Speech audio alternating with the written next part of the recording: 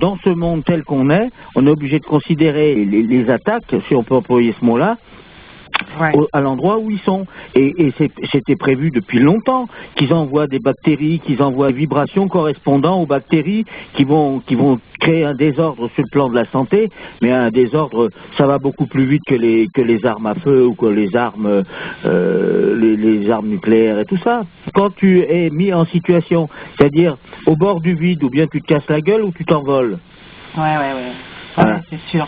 Non, c'est-à-dire que je m'entretiens à un endroit où je ne suis pas dans cette mémoire qui n'intéresse personne. Parce que cette mémoire-là, si on regarde bien, et d'ailleurs il y a des scientifiques du vivant qui peuvent l'exprimer, cette mémoire-là, elle est en résonance avec les peurs qui engendrent la violence que certains mettent en œuvre sous des formes diaboliques et sous des formes généralisées. C'est-à-dire que quand ils envoient des ondes. Par contre, je l'ai mis dans le bouquin Sortir de l'isolation, si le diable, il trouve rien à se foutre sous la dent dans toi, il se tire, hein. Ah ouais, c'est clair. Et c'est pareil, je fais la conférence à Paris à Ecobat, qui est un truc monstrueux, porte de Versailles. C'est de la violence extrême au niveau des parts de marché. Et moi, je suis tout seul au milieu, tout nu comme un verre. Hein. J'imagine. Nu comme un verre. Et j'exprime aux gens, arrêtez d'acheter des appareils à prendre la mesure électromagnétique. Tous les jours, est-ce qu'on peut se remémorer cette fraternité qui doit retrouver sa voix, parce qu'on est tous dans l'émotionnel et le sentimental, et on n'est pas du tout dans la fraternité. Est-ce qu'on peut se rappeler les uns aux autres, même si on ne se voit plus sur cette planète de cette incarnation-là, est-ce qu'on peut avoir la force de caractère de se rappeler qu'on peut marcher pieds nus en pensant? Vous pouvez penser à moi, moi je pense à vous. Tout à fait. Comme il est dit dans les livres sacrés, approchez-vous un peu et il fera le reste. Allah fera 10 000 fois plus. Tout à fait. C'est se tourner dans la partie spirituelle de chaque individu. Mais ça, c'est un des aspects. Mais l'aspect sur le plan pratique, c'est l'humilité. Donc on est bien obligé de considérer qu'on est malmené, c'est le moins qu'on puisse dire, par des choses que si on rentre dans le militantisme réactionnaire, ça va nous faire encore plus de mal. On va rentrer en résonance. C'est ce que cette bestiole, elle veut, en fait. Elle veut qu'on démarre au quart de tour. Par contre, si on est aimant envers et contre tout, parce qu'on est toujours dans l'amour divin, à ce moment-là, on n'a pas à avoir peur. Mais en même temps, attends, bénis ta maison, remets-la à l'amour d'Allah. Voilà. C'est tout. Ça, je crois que c'est quelque chose, moi j'ai vécu ça tout petit dans les conditions de vie où j'ai vécu. C'est justement cette pauvreté qui fait qu'on a de l'argent. Aussi, par rapport à une forme de misérabilisme entretenu, où le mec il a l'idée qu'il est bien parce qu'il n'a pas d'argent, mais c'est pas une fin en soi de pas avoir d'argent ou d'en avoir, c'est pas là que ça force. Non. C'est l'amour, c'est le respect de ce qui fait besoin pour continuer à creuser le trou. Le trou duquel on sort, par lequel on peut appeler aussi l'échelle de Jacob. Mais ça se fait dans l'amour, ça se fait dans la simplicité, dans l'humilité, dans la pratique au quotidien. On est complètement avec des gens tout d'un coup par rapport à un espèce d'engouement qu'on a, on se plaît, et puis après on se voit plus. D'ailleurs, de toute manière, il y a une urgence de bâtir. Il y a une urgence de bâtir pour faire des tabernacles, des lieux vivants, qui par surcroît ne laissent pas passer la pollution électromagnétique. Mais ça n'a rien contre l'électromagnétisme.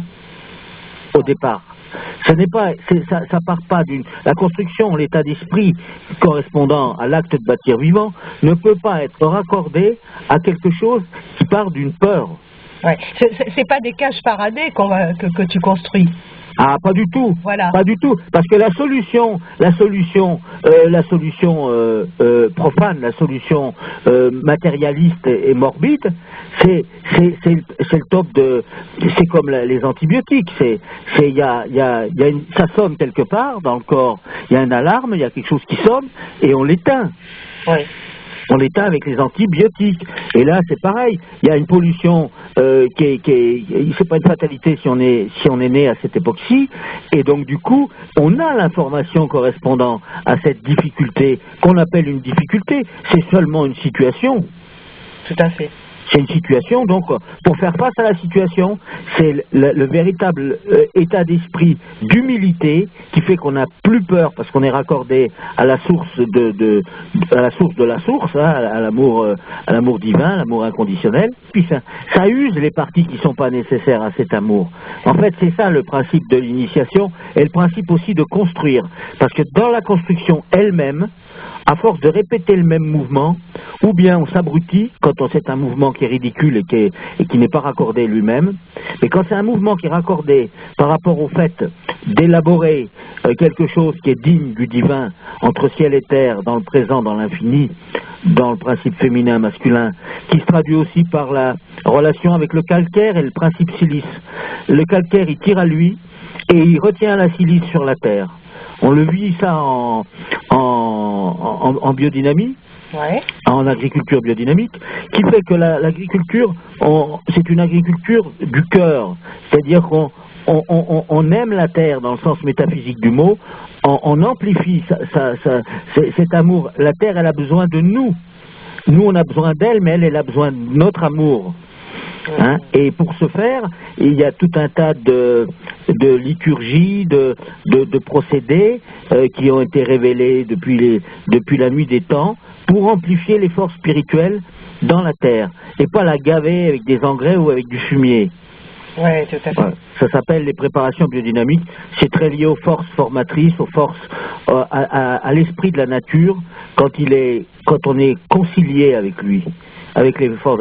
Après, ce qui est très délicat avec tout ça, c'est de pas rentrer, c'est de croire qu'en faisant ça, on spiritualise la terre.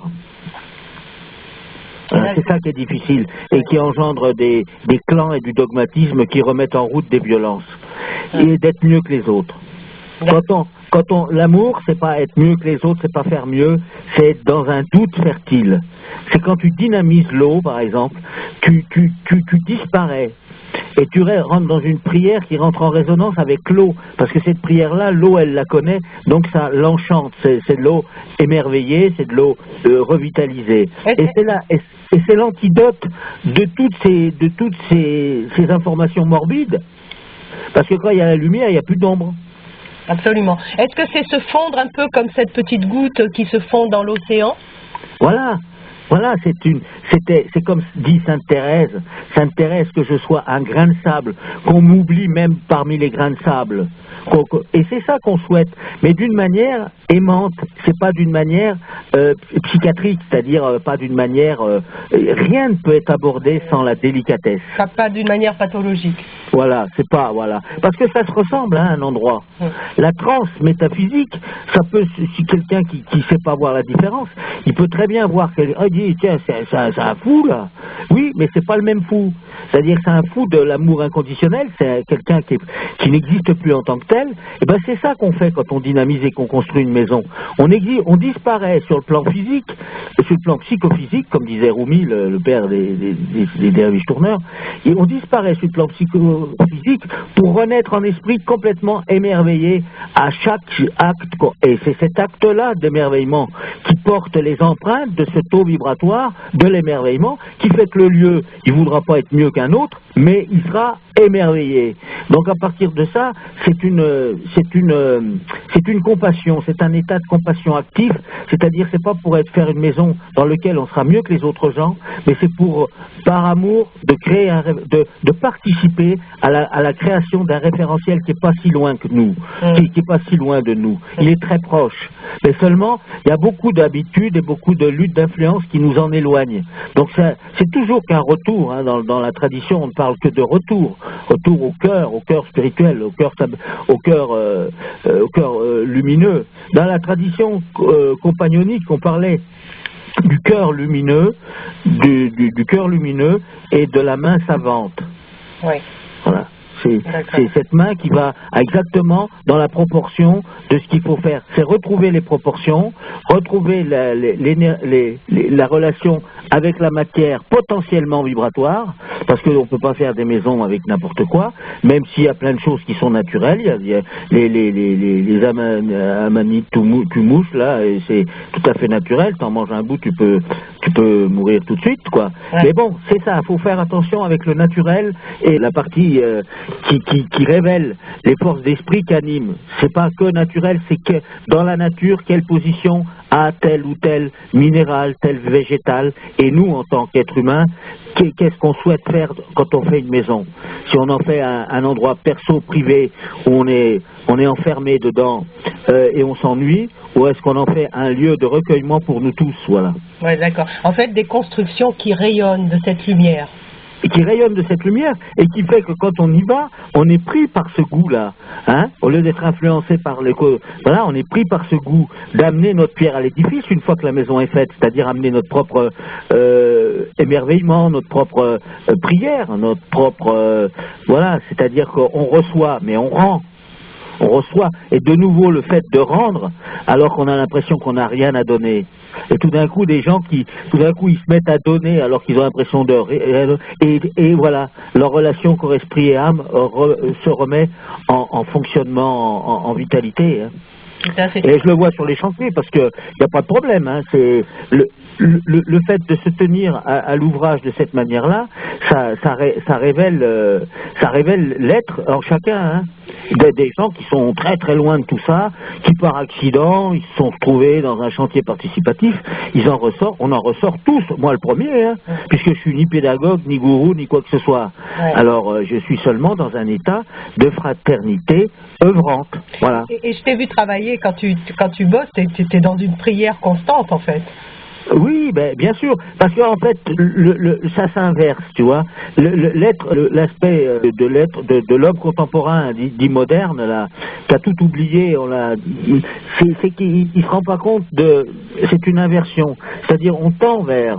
Tendre vers, c'est la qualité de nos intentions. Entrer dans une prière, d'émerveillement, toute simple, et après, c'est elle qui te prend. Tu peux pas prier, toi, ça serait carrément prétentieux que c'est du barjotage psychique, mais rentrer dans des mantras, des choses simples, suivant la religion qu'on a, hein, on le récite avec conscience, consciencieusement, tout simplement. Comme on répète chaque fois les malaxeurs, poser le bois, poser le chanvre, faire la dalle, faire toutes les positions nous réveillent dans les différentes positions dans lesquelles de toute manière on est exposé de par le fait qu'on est sur cette terre.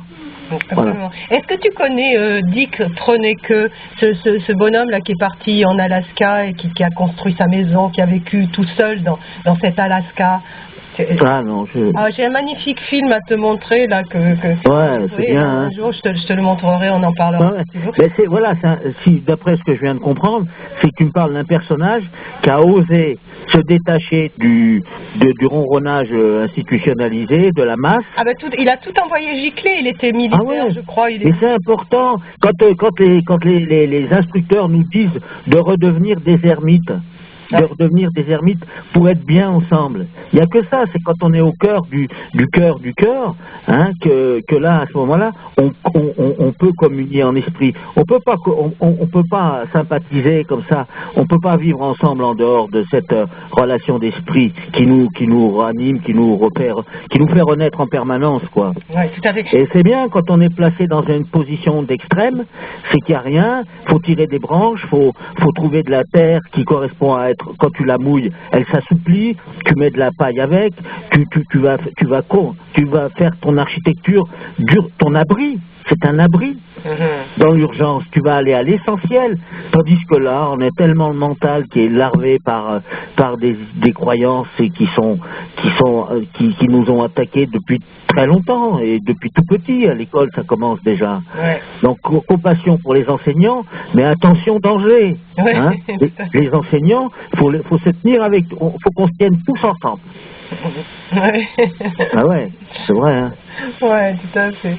En tout cas, si tu veux bien, on peut se retrouver pour que tu nous parles un peu de ce que tu fais à plusieurs reprises. Ah ben, Inch'Allah, ouais, à l'occasion de l'inspiration et puis du besoin que tout ça a d'être exprimé. Je crois que le besoin, il est là, parce qu'il y a beaucoup de gens qui se sentent complètement aspirés par cette vie moderne, qui ont envie d'en sortir, on ne sait pas comment, sûr. On est emprisonné là, on ne sait pas par quel bout commencer. Ouais. Et ce qui est important, c'est de retrouver l'espoir, c'est-à-dire de voir qu'on peut, qu'on n'est pas abandonné, que Dieu nous aime. Voilà, c'est qu'on n'est pas abandonné. C'est le pire des choses, c'est quand psychiquement on commence à barrer dans une direction et puis ça vient vite et puis c'est exponentiel. Tandis que si on retrouve cette joie, mais dans n'importe quelle situation, on a cette énergie d'émerveillement et qui fait que ça c'est vraiment la santé. Hein. Ouais. Là c'est la santé. Alors par rapport à une santé vive, tu peux toujours attaquer. Hein. Il y a rien qui passe. Au lieu d'aller faire une réaction vis-à-vis de quelque chose qui n'est là que pour nous éveiller en fait, si on regarde bien. Hein? Ouais, voilà. Eh ben écoute, au plaisir et puis à tout bientôt. Eh ben écoute, je te remercie beaucoup Yves. À bientôt. Ciao.